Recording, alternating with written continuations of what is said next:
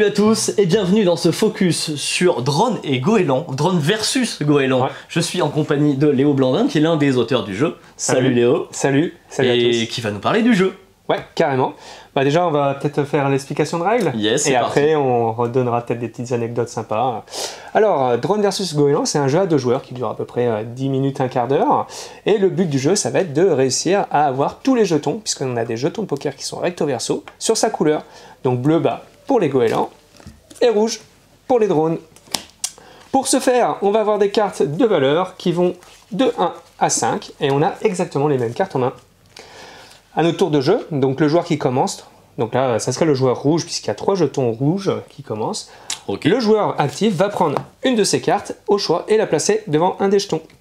Si je me place devant un jeton qui est de ma couleur, je garde le jeton et il ne se passe rien. Parce que ça m'appartient. À savoir que les valeurs s'additionnent. Si j'ai un 1 et qu'au tour suivant, je mets un 5, j'ai 6, etc., etc. Si par contre, je vais devant un jeton qui n'est pas de ma couleur et que je suis plus fort que mon adversaire, je retourne le jeton et je le mets sur ma couleur. Et uniquement quand je fais ça pendant mon tour, j'active le pouvoir du jeton. À savoir que chaque jeton a des pouvoirs qui lui sont propres. Il y a plein d'autres jetons qui existent. Il y en a plein. Voilà, ce qui donne pas mal de pouvoirs différents. Et après, ça va me faire des combos, parce que des fois, il y a un jeton qui va me faire déplacer une de mes cartes, ou piquer une carte de l'adversaire. Ça peut faire très mal. Ça peut faire très mal parce qu'il y a un effet cascade. Et souvent, on est en mode j'attends le bon moment, puis après, une fois que j'ai compris, tiens, si je fais ça, ça me fait ça, ça me fait ça, là, je vais retourner tous les jetons d'un coup, et puis je vais gagner la manche. Voilà.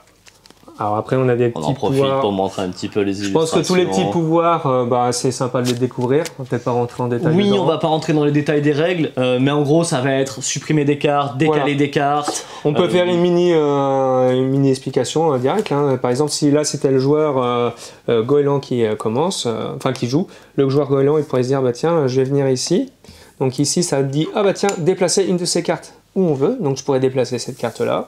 Venir là, 3 est plus fort que 1, donc je gagne ce pouvoir. Et ce pouvoir, c'est je peux prendre n'importe quelle carte de mon adversaire et la mettre chez moi. Et je pourrais dire, tiens, je vais prendre cette carte-là. Et donc 5 maintenant m'appartient.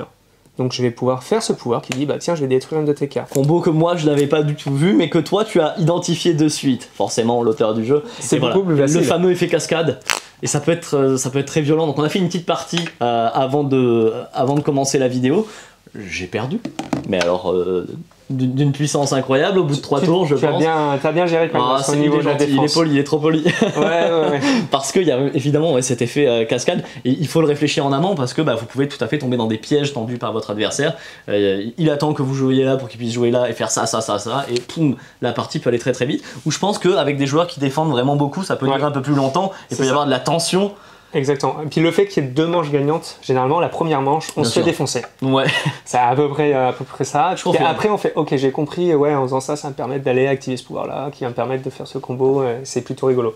Donc c'est un jeu qui va sortir... Le 4 novembre. Le 4 novembre. Il y a une petite histoire derrière ce jeu, parce que Drone versus Goéland, vous ne l'avez pas sorti de votre chapeau, presque, mais il y a une histoire. Ouais. Du coup, c'est un jeu que j'ai fait avec Delphine, qui est une amie, et on l'a fait pour faire un cadeau en commun à un autre pote. Et en fait, ce pote, à chaque fois qu'il passait nous voir, qu'on prenait une bière ensemble, c'était tout le temps, moi aussi je vais faire un jeu de société, les drones contre les goélands. Parce qu'il avait lu un article qui lui avait plu, et puis c'était le running gag. Ça durait quand même au moins 1 an. Et donc un jour, un jour il passe sa thèse et c'était quasiment à Noël et puis on s'est dit non, on va lui faire son jeu. Ça fait 1 an qu'il nous bassine dessus. Allez, on lui fait son petit jeu et on l'a créé comme ça. Et après coup, le jeu était quand même plutôt cool. Donc je me suis dit là on va pas faire que pour le copain, je vais aussi l'éditer après pour tous les joueurs pour que vous aussi vous passiez un bon moment. C'était une bonne idée, je pense. Je pense aussi. Et donc le petit article des Inrocks, on peut le trouver sur la boîte, il y a la petite anecdote et tout, donc on peut aller le consulter. Moi dès qu'on finit la vidéo je vais aller le lire, je suis beaucoup trop curieux.